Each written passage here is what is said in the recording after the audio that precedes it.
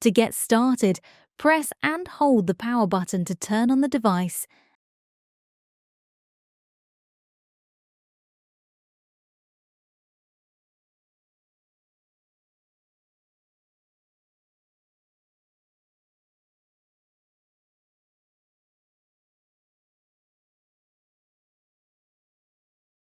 And make sure there is gas connected to the docking station.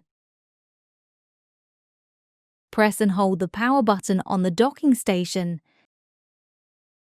Then insert the device face down, making sure it clicks into place. The calibration process will start automatically. Green lights will build up on the docking station. If successful, the Calibrate button will illuminate green. Remove the device from the docking station by pressing down on the two black clips.